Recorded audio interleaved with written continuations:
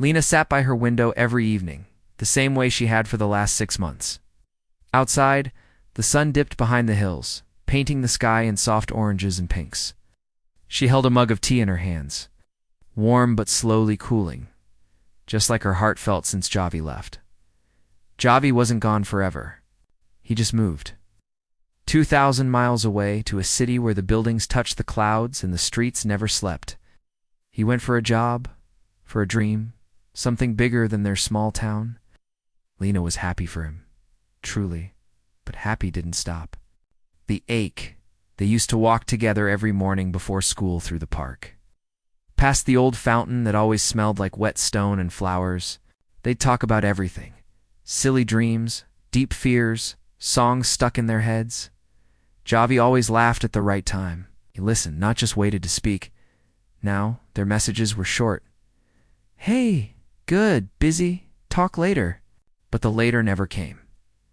Lena missed more than his voice. She missed the way he'd pause when she said something important, like her words mattered more than anything else in the world.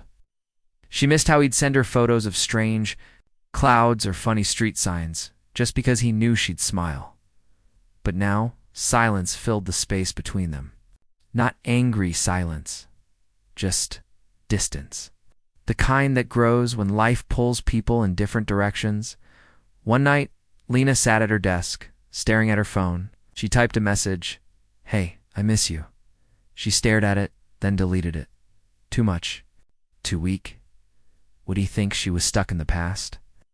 She opened an old photo album instead, real paper, real memories. There they were, laughing on a school trip, arms around each other, covered in mud from a rainstorm. There was Javi holding up a lopsided clay mug he made for her. "World's best listener," it said in crooked letters. Lena smiled. Then her eyes watered. She thought about all the things humans do when they care. We write letters. We call. We show up. We try, even when it's hard. It's what makes us strong, not perfect, but trying. That's the HFY part, the humanity. Fuck yeah part. Not big battles or loud victories. Just small, brave acts of love. So Lena took a breath. She didn't send a text. She sat down and wrote a letter. Not on a screen. On real paper, with her favorite blue pen. She told Javi about the new bakery in town that made cinnamon rolls like his abuela used to. She told him about the stray cat she'd started feeding Gray, one ear bent, now living under her porch. She told him how the fountain in the park was fixed and how she walks by it every morning, even though he's not there. And then she said it, "I miss you. Not because you left, I'm proud of you, but because I feel like we're drifting. I don't want that. You matter to me. Always." She didn't ask for anything.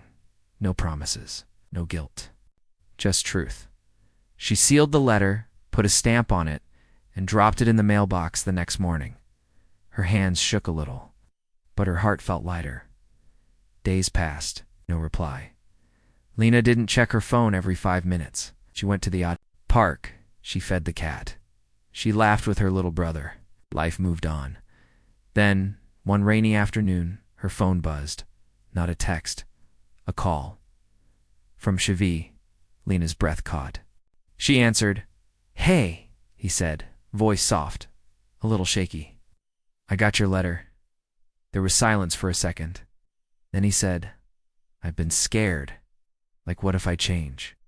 What if we don't fit anymore? I didn't want to lose you, so I pulled back, but that was dumb." Lena smiled, tears in her eyes. Yeah. Dumb. They talked for an hour about the city, about the cat, about how he ate a terrible burrito and missed her cooking, about how he still walks under strange clouds and thinks. Lena would love this. Before hanging up, Javi said, "I'm booking a ticket home. For real this time, not just a visit, to be here. For a week with you," Lena whispered. "Okay?" When she hung up, she looked out the window again. The sun was rising now, not setting. Golden light spilled over the fields. The world felt new. She hadn't fixed everything. Still had distance, time zones, busy lives. But she had reached out. She had been brave in the quietest way by caring when it was easier to let go. That's what humans do. We feel the distance. We feel the fear, and then somehow we reach across it. Because we care, and care even small and quiet can move mountains. Or, at least, bring a friend back home. Every Saturday night, Maya sat in her room with her guitar. She didn't play for anyone, not really. She played for him, Leo, her older brother, who moved to Canada last year for school. They used to play music together. In the garage, with old speakers and a broken keyboard. Leo on drums, Maya on guitar. They'd write silly songs about their dog, their grumpy neighbor, or how much they hated broccoli. Sometimes they'd sing serious ones about missing their dad, or feeling lost, or just wanting to be understood. But when Leo left, the music stopped. At first they texted, then called. Then the calls got shorter. Busy with classes. Tired. We'll talk soon. Soon never came. Maya didn't blame him. She knew life was hard. But every time she looked at his empty drum set in the corner of the garage, covered in a dusty sheet, it felt like a piece of her was missing. She tried to talk to her friends. Just miss him, she'd say. They'd nod. He'll come back, they'd say. But that wasn't it. She didn't just want him back. She wanted to feel him again. Like before. One night she picked up her guitar and started playing a melody she'd been thinking about for weeks. It began, slow like rain on a roof. Then it grew, like wind through trees. It wasn't sad. Not exactly, it was. Waiting. A song about missing someone, but still loving them from far away. She recorded it on her phone. Just her, the guitar, and the quiet hum of the house. She didn't know what to do with it. Post it online? Send it to Leo? What if he didn't like it? 8. What if he didn't listen? Then she remembered something Leo always said. Music isn't about being perfect. It's about being real. If it comes from the heart, someone will feel it. So she sent it. Not a text. Not a hey, how are you? Just the song, with one line. This is what I've been feeling. I hope you hear me. Then she put her phone down and went to bed. She didn't check it all day Sunday. Monday morning, it buzzed. A voice message from Leo. Her heart jumped. She pressed play. There was silence at first. Then Leo's voice, soft and a little rough, like he'd been crying. Maya, I listened to it on repeat all weekend. Pause. I didn't know you could feel this much and still be so quiet. And music. Leo had recorded himself adding drums to her song. Not fancy. Just simple, steady, like a heartbeat. He'd sent it back. And at the end he said, play something new next week. I'll be listening every Saturday. At the same time. His tears rolled down Maya's face. Not sad ones. These were relief tears. Like a long breath after holding it forever. That night she went to the garage, pulled the sheet off the drums, sat behind. Them played a small beat just to feel the rhythm again. She wasn't fixing everything in one song. They still had time zones. Still had silence sometimes. Still had lives pulling them in different directions. But now they had something new. Ritual. Every Saturday night, Maya played a song. Sometimes with guitar, sometimes with words. Sometimes just a melody that didn't have a name yet. And every Saturday night, Leo sent back what he added, drums. A bass line, a harmony sung into his phone in his tiny dorm room one week. He sent a video, just his hands on the drums playing. Her song, Snow Falling Outside His Window, she watched it 10 times. Another week. She sang about how angry she was that he left. He sent back a slow, gentle drum pattern like rain calming a storm. She cried, then smiled. They didn't talk about everything. Right. Some things were still hard. The music said what words couldn't, and slowly, the distance didn't feel so wide. One evening, their mom came into the garage. You two are playing again? She asked, smiling. Maya nodded. Long distance band? Mom laughed. Always were a little strange. But Maya knew it wasn't strange. It was human. We don't always know how to say I miss you. Don't. Always know how to fix things, but we find ways. A letter. Call. A song we reach out not because we're sure it will work, but because we care too much to stay silent. That's the HFY part. Not heroes with capes, just people. Trying. Creating light in the dark, one small act at a time. Months later, Leo came home for the summer. The first thing he did, hugged Maya, then walked to the garage, sat at the drums, ready. Maya picked up her guitar. Always. They started playing a new song, full of joy and memory and quiet strength. From the window, their mom watched, hand over her heart. Inside the house, the sound filled every room and far away. In quiet apartments and lonely bedrooms, others listened. To their music online because someone had shared it, and in that moment, no one felt quite so alone. Because that's what humans do. We feel the distance, we feel the loss, and then, somehow we make a bridge with words, with music, with love that refuses to let go. Every night, Sam looked up at the stars, not for fun. Not just because they were pretty. He looked because she did too. His best friend Nia had moved to New Zealand 6 months ago. Her parents got new jobs, a fresh start. She was excited. Was happy for her. But happy didn't stop the quiet ache in his chest when he walked into school and didn't see her waiting by the bike rack. Grinning, waving her sketchbook like a flag, they used to sit on the hill behind the school every Friday after class. Nia would pull out her notebook and draw the clouds. It's not just any clouds, she gave them names. The dragon, the sleeping cat, the one that looks like Mr. Kelby's hair. Sam would lie back and laugh, pointing at shapes only. They could see she loved the sky, said it was alive, said it changed every day, just like people now. The sky felt empty. They tried to stay close. Texts, video calls. Oh, time zones were hard. By the time Nia got home, Sam was half asleep. And when he woke up, she was already at art class. Their messages got shorter. K, cool, busy, miss you. Then even that stopped. Sam didn't know how to fix it. He wasn't good with big words. He didn't know how to say, I feel like I'm losing my best friend, and I don't know how to stop it. So he just looked up one Friday. He went to their hill, sat in the same spot. The wind blew, the clouds drifted. But no Nia. He pulled out his phone, opened an old photo, her laughing, her hair wild, holding up a drawing of a cloud shaped like a dancing elephant. He missed her so much it hurt. Then he had an idea, not a text, not a call, a message but not on a screen. He ran home, grabbed paper, crayons, markers, stuff from his little sister's art box. He wrote in big, bold letters, Nia, this cloud is called the Waiting Bear. Then he taped it to a weather balloon his dad had used for a science project. He added one more. Think a small USB drive with photos of their hill, their jokes, a recording of him saying, we still name clouds. Okay? He let the balloon go at sunset. It rose slowly, a tiny dot against the orange sky. Drifting higher and higher, carried by the wind, heading east. Would it reach her? Probably not. Might land in the ocean. Might get caught in the ocean.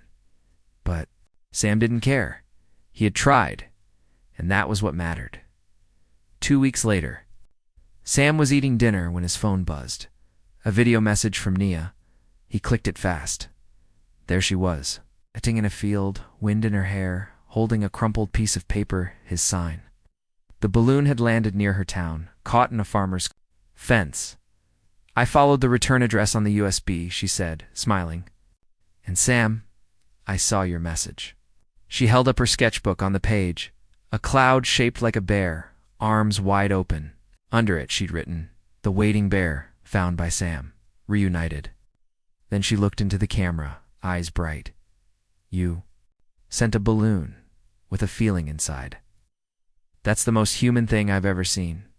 Sam's throat tightened. He didn't cry, not then, but his heart swelled. They started talking again. Real talks. Long ones. She sent him drawings of New Zealand skies. He sent her photos of clouds over their town. They gave them names together, over text, like they were still on the hill. One night, Nia said, You know in Mbori? Their saw word, Wakawitinga. It means a coming and going, like the tide. Like people, we move, we return, not always. in body, but in heart. Sam didn't know what to say, so he just replied, "Then I'll always be Wakaweetinga with you." And he meant it. Months later, Sam got a package. Inside, a framed drawing, a sky full of clouds, each one named. At the bottom, two figures sat on a hill looking up. Under it, Naya had written, "No distance is wide enough to stop a true friend." From seeing the same sky, he hung it by his bed. Every night before he looked up at the stars, he looked at that drawing. He still missed her, still wished she was here. But the sadness wasn't heavy anymore. It was soft, like a blanket. Like memory, because he'd learned something. You don't need to fix everything with words. You don't need grand plans or perfect timing. Sometimes, all it takes is one small act of love-a-balloon, a song, a letter, a look. Humans aren't strong because we never feel pain. We're strong because even when we're sad, we reach out. We find ways to say, "I'm still here." It's the HFY part, not war. Not power, just care, refusing to give up. And sometimes, that care floats on the wind, and sometimes someone catches it and smiles and says, "Me too." Sam still goes to the hill every Friday, sometimes alone, sometimes with friends, always looking up because somewhere far away, Naya is doing the same. And in that moment, under the same sky, naming the same clouds, thinking of each other, they are not apart. They are together in the quiet, beautiful way that only true friends can be. Asterisk when Eli's grandmother moved to the coast last year, she left behind more than just her old house. She left behind her garden. It was small, just a patch of soil behind the kitchen, but it bloomed with color all summer. Purple lavender, red tomatoes, golden marigolds, and a single sunflower that grew taller than Eli by August. Grandma called it their living calendar. "Watch the plants," she'd say, "and you'll know how the world feels." Right. Used to work in it every Saturday. She taught him how to plant seeds, how to water without drowning, how to talk to the flowers. "They hear you," she'd wink, especially the ones who miss someone. But when she moved, the garden was forgotten. Weeds crept in. The soil cracked. The sunflower fell over in a storm, and no one stood it back up. Eli missed her every day. Not just her hugs or her stories, but the quiet way she'd sit with him, sipping tea, watching bees dance over the herbs. Now, their phone calls were short. "I'm tired, Mio," she'd say. The sea is loud at night. He understood. She was adjusting. But the distance grew, does miles, but silence. He wanted to reach out, to say, "I miss you. Garden misses you. I don't know how to fix it without you." But he didn't know how. Words felt too small. Then, one spring morning, he found an old envelope in her drawer. Inside, seed packets. One labeled, "Sunflower, grow me when you miss me." Another, "Lavender, for calm hearts." And a note in her handwriting, "Soil. Remembers love. Plant something. I'll grow with you."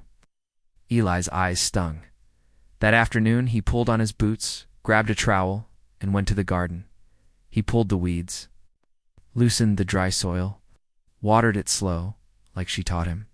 Then, with careful hands, he planted the sunflower seed in the center, right where the old one had stood. Every day after school, he visited, watered, watched, waited. A week later, a tiny green shoot poked through the dirt. Eli smiled for the first time in months. He started sending her photos. No big messages, just a little green. It grew to leaves. Wind tried to knock it down. It stayed, she replied with voice notes. "That's my strong plant. Like someone I know. Talk to it, Miho. Knows your voice." So he did. Every evening, he sat beside the sunflower and told it about his day, about school, about the dog next door who barks at butterflies, about how much he missed Grandma. The plant grew. So did their talks. One night, she called, not short, not tired. "I had a dream," she said. "Our garden was full of flowers, and you were laughing." Eli whispered, "It's coming back. I want to see it," she said. "Not in a dream, for real." A month later, she visited. Eli met her at the door, muddy boots and all. She hugged him tight, her hair smelling like salt and sunshine. without a word. They walked to the garden. The sunflowers stood tall, almost as high as the roof. Lavender bloomed in soft purple waves. Tomatoes hung like red jewels. Bees hummed. Butterfly landed on a marigold. Grandma sat on the old wooden bench, tears in her eyes. "You brought it back," she said. Eli sat beside her. "Oh, left the seeds." She took his hand, and you gave them love. They sat in silence, watching the sun dip behind the trees. Later, Eli asked, "Why didn't you tell me how to fix us?" She smiled. "I did. I gave you seeds. You just had to plant them." That summer, Grandma taught him how to save seeds for next year. "You pass them on," she said. "Like love, like memory." Eli started a new project, made small. Kit soil, seeds, a note. "Grow this when you miss someone." He gave them to friends, to his teacher, to the neighbor who lost her dog. One day he got a photo from Grandma, her balcony on the coast, now full of tiny pots. "My sea is still loud," she wrote, "but now it sings with flowers." And in the photo, right in the Centera, young sunflower, facing the ocean, strong and bright. This is the HFY part. Not big explosions, not wars won, but a boy who didn't give up, who used dirt, seeds, and patience to say, "I care." Humans don't always speak the loudest. We don't always know the right words, but we grow. We plant hope in broken places. We water what matters, even when no one is watching. And sometimes, from a tiny seed, a whole connection rises again tall. Golden, facing the sun, Eli still talks to the garden. And every time the wind moves the leaves, swears he hears her laugh. Because love isn't lost. Just because someone moves away, it just needs the right soil. And someone brave and not will plant it.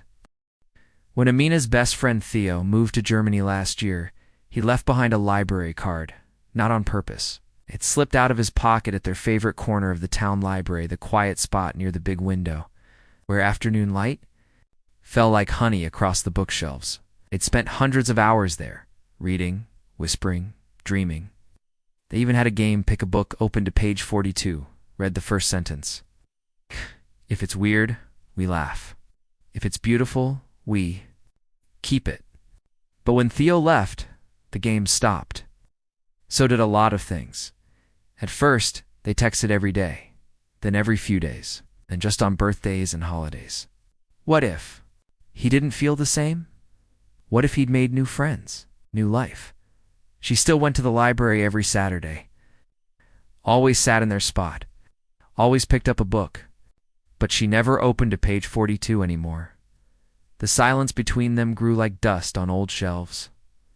One rainy afternoon, Mina was reshelving books for volunteer hours when she found it a folded piece of paper tucked inside a book on stars. It wasn't a bookmark. It was a letter, and it was in Theo's handwriting.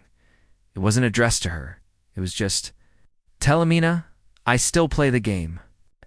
I found a book here in Berlin." Page 42. "The universe is made of stories, not atoms," I wrote back. "Then I hope mine still has her in it." Amina's breath caught. He hadn't forgotten. He was still playing, and he was still thinking of her.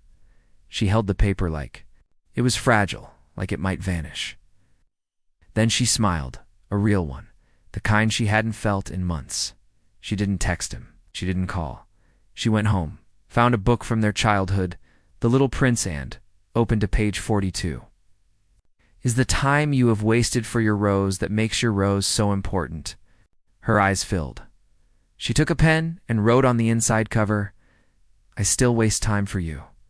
I sit in our spot, save you a seat. I miss our game. Let's play again, if we're far." Then she returned the book to the library, not to the shelf, to their window seat, with a note on top for Theo when he comes back, or when someone finds it and sends it to him. She didn't know if it would work. Maybe no one would see it. Maybe the librarians would just reshelve it. But it didn't matter. She had tried. She had spoken in the quietest, truest way she knew. 3 weeks later, her phone buzzed.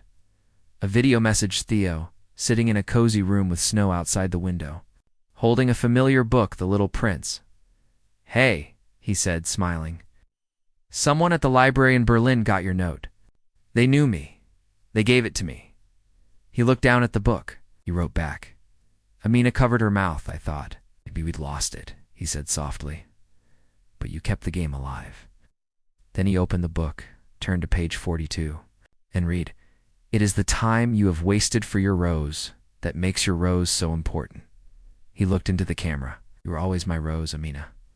They talked for an hour about books, about snow in Berlin, about how he still hated olives, about how she still doodled stars in the margins of her notebooks.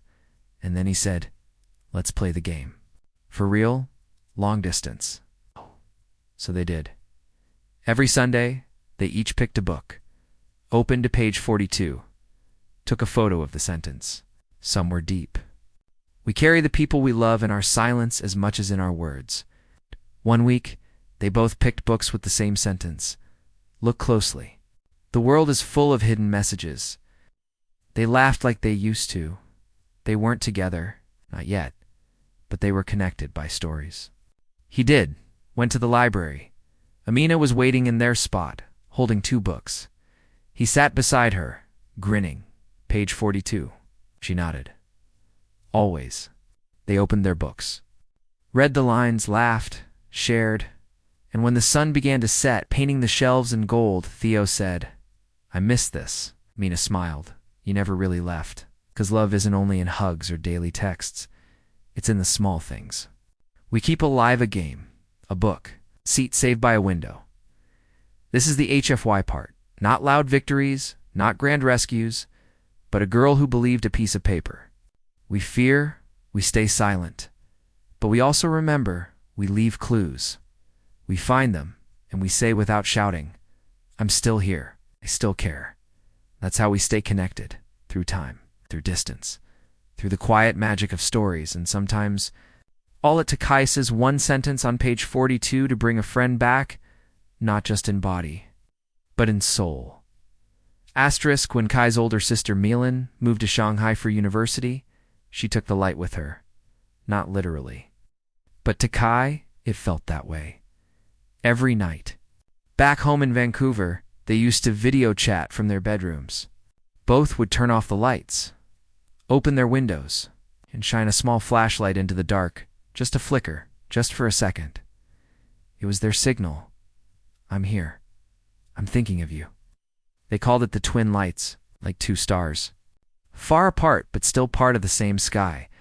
But as Milan got busier classes, friends, a new life, the calls got shorter. Then rare, then stopped.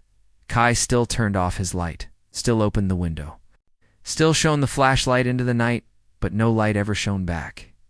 He didn't blame her. He knew she was working hard. But the silence hurt. It wasn't anger. It was sadness, like a song that suddenly stops mid-dash note. He wanted to say, "I miss our light," but didn't know how. Texts felt flat. A phone call might wake her. What if she didn't answer? What if she forgot? So he kept shining the light. Every night. Alone one winter evening, Kai sat by his window watching snow fall over the city. He held his flashlight but didn't turn it on. What's the point? But she's not even trying. He almost put it away. Then he remembered something Milan once told him. Light doesn't stop being light just because no one sees it. It still exists, still matters. The next night something changed. His phone buzzed. A message from Malin. Just a photo. It showed a window in a tall building, high above a glowing city. Outside, the night was dark. But in the glass, a tiny flash of light, bright, sudden, familiar. And in the corner of the photo, a note. "Saw your light in my dream. Looked out my window, sent one back. Hope you saw it." Kai's heart jumped. She had seen it not in real time, but in spirit that night. The next morning, another photo arrived. Melaine, smiling, holding up a flashlight. Caption, "I remember the code." They didn't talk much at first, just lights, photos, but slowly the messages grew. "I ate pineapple rice today, just like Mom makes. I saw a cat on my windowsill, named it Kai." And Kai replied. Snow covered the park. Made a snow sister for you. I'm learning to cook your dumpling recipe. I still shine the light every night. They weren't back to how they were. Not yet, but they were rebuilding. One blink. At a time, one night, Kai had an idea. He went to his school's science club and asked for help. With their teacher, they built a simple signal light brighter than a flashlight, controlled by a small app. He programmed it to flash in their old code : dot, dash, dot, dash, dot, dash. I'm here. He set it in his window. Automated, faithful, across. The ocean, Milan received a notification. Twin light system, activated. She laughed out loud. The next night a video call came. Milan, tired but glowing, said, You really never gave up, huh? Kai shrugged, smiling. You taught me. Light always finds a way. They talked for an hour. About school, about loneliness, about how hard it is to grow up and still stay close. I was scared, Malin admitted. I thought I had to choose my new life or our old one. But you showed me I don't. Kai nodded. We just need new ways to stay bright. Now, every night, their lights shine. Kai's device blinks gently in the Vancouver dark, in Shanghai. Milan opens her window, flashes. Her phone light back 3. Quick flashes. I see you. Sometimes they video chat after. Sometimes they don't. But the light never lies. And one day, Kai received a package. Inside, a small, beautiful lantern. On the bottom a note. For when you come visit, we'll shine it together. No distance, no silence. Just us. He hung it by his window. Not on. Not yet, but ready. This is the HFY part. Not strength in loud voices, but in quiet. Persistence. In a boy who kept sending light into the dark not because he knew it would be answered, but because he believed it should be. Humans are not perfect. We drift. We forget. We get lost in life, but we also remember. We find ways, small, soft, beautiful ways to say, I'm still here. A flashlight blink. A shared code. A light across the sea. Because love doesn't always need words.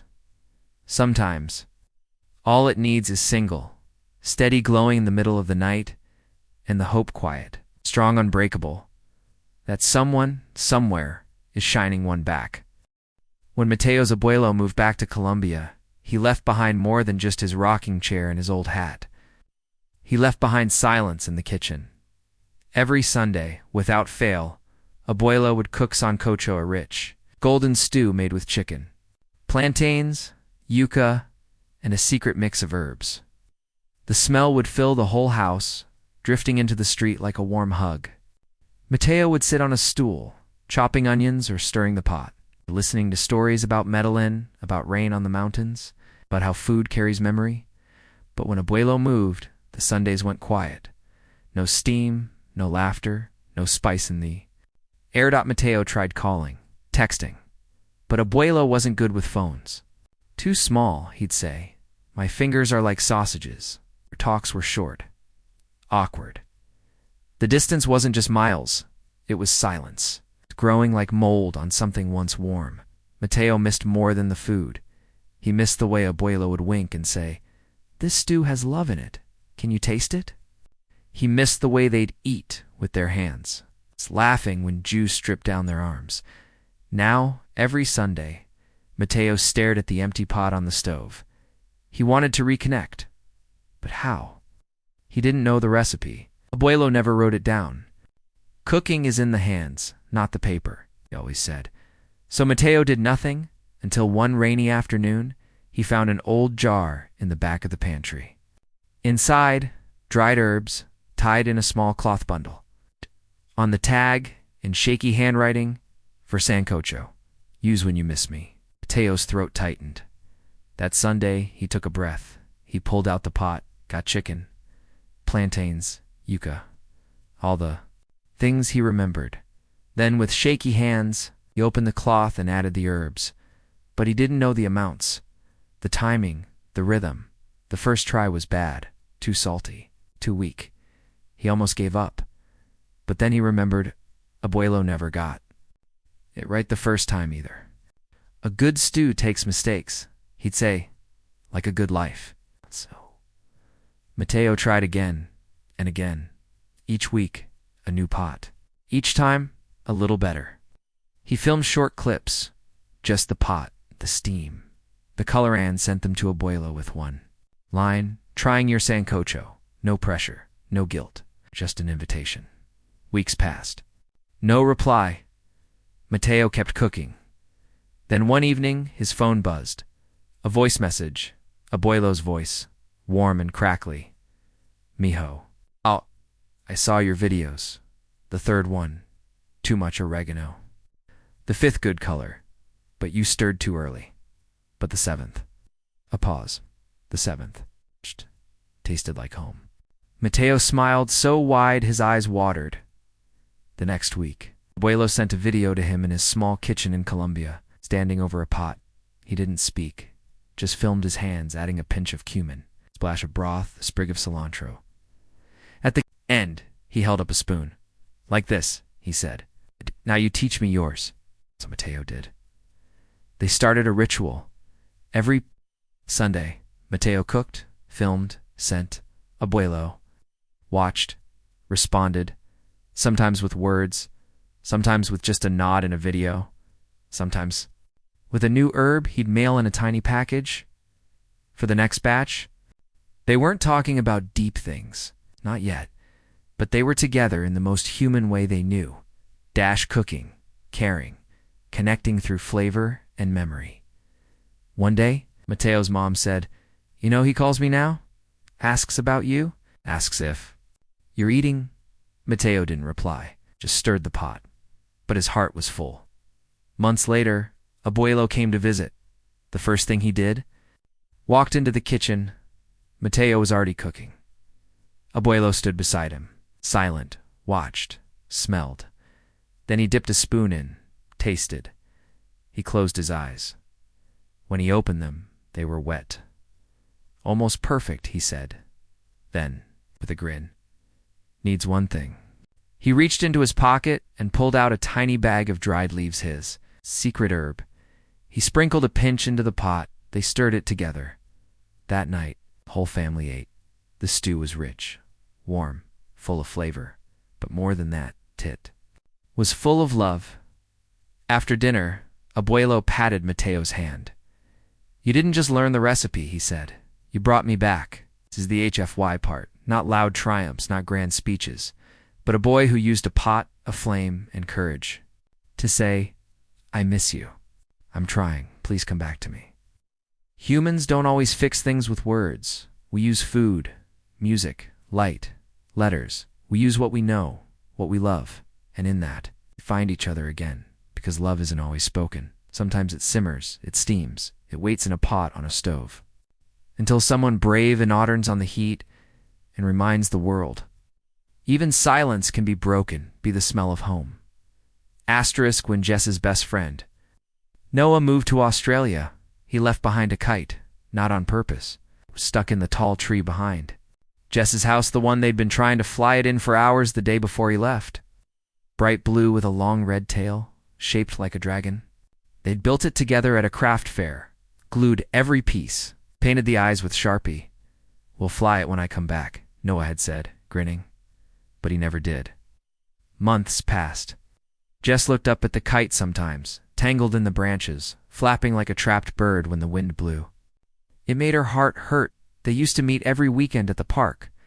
Windy days were their favorite. They'd race across the grass, laughing, trying to get their kites to touch the sky. Noah always said, "If it flies high enough, it can talk to the stars." But after he left, Jess stopped going to the park. She texted him sometimes. Got short replies. "Busy." "Good. Miss you." But it wasn't the same. The distance wasn't just oceans. It was silence. Like the wind had died. She wanted to reconnect. But how? Call and say, "I miss you." Too heavy, send a photo of the stuck kite. Too sad. So she did nothing. Until one spring morning, a strong wind blew through town. Exactly the kind of day Noah would have called her about. Jess looked out the window. The kite in the tree flapped wildly, like it was trying to break free, and suddenly she had an idea. Not to cut it down, not to leave it, but to let it go. On purpose, she ran to the craft store and bought materials. Not to build a new kite, to build a message. She made a small one-light strong, shaped like a bird. On one side, she painted, "This is for Noah. If you find it, please send it to him." On the other, "I still fly kites. I still wait." She tied a tiny waterproof bag to a tin side, a note, a photo of them at the park, and a feather they'd found last summer. Then, when the wind was just right, she launched it up. It went, twisting, soaring, higher and higher until it was just a speck in the sky. She didn't know where it would go. Would it fall in a lake? Get caught in power lines? Be torn apart by rain? Maybe, but maybe, just maybe, it would fly far, and someone kind would find it and help it keep going. That was her hope. Weeks passed, nothing Jess almost forgot then. One rainy afternoon, her mom called her to the computer and email. From a school in New Zealand, "Dear Jess," it read, "We found a small kite caught in our schoolyard tree. It had your message." Showed it to our class. We all helped write this. One of our students has a cousin in Sydney. I'll send it closer to Australia. We hope it reaches Noah. We all believe in kites and in friendship. Attached, a photo of kids holding the kite, smiling, with a new sticker on it, "Fly on." Jess stared at the screen, then smiled, then cried. Piece by piece, the kite traveled. A month later, another email from a beach town in Australia. "Found this washed up near my surf shop." Saw the note. "I'm sending it to Brisbane. Hope it finds him." Then silence again. Jess kept flying kites. Alone at first. Then with her little brother, and with neighbors, she started a message kite project at school. Kids wrote kind words and sent them into the sky. She didn't know if Noah would ever see hers, but it didn't matter. She had tried, and others had helped. That was enough then. One evening her phone rang, not a text. A call. "Noah." Double quotes, Jess. His voice was deeper, calmer, but familiar. "I got it." She froze. The kite, it took a long path. A fisherman found it near Sydney, gave it to a friend who knew me. I opened the bag and saw your face. There was a pause. I forgot how much I missed you, he said quietly. I thought moving away meant I had to become someone new. But seeing that kite, it reminded me I'm still us. They talked for hours, about school, about surfing, about how Jess now teaches kids to make kites, about how he still looks up when the wind blows. Before hanging up, he said, "I'm coming home this summer, and I'm bringing the kite. We're flying it together, even if it gets stuck again." Jess laughed, "And we'll build a new one and send it even higher." This is the HFY part. Not about strength or speed, but about a girl who believed a small kite could carry a big heart across the world. Humans don't give up on love. We find wild, beautiful ways to keep it alive through wind, through time, through silence. We build, we launch, we trust strangers to help. Because deep down, we believe kindness travels, love finds a way. No distance is too great for a message carried by the wind.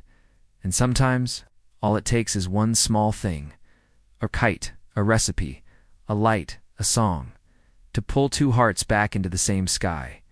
Jess still goes to the park now. She flies two kites, one for her, one for Noah. And when the wind picks up and the strings hum in her hands, she smiles. Because somewhere far away, she knows he's doing the same.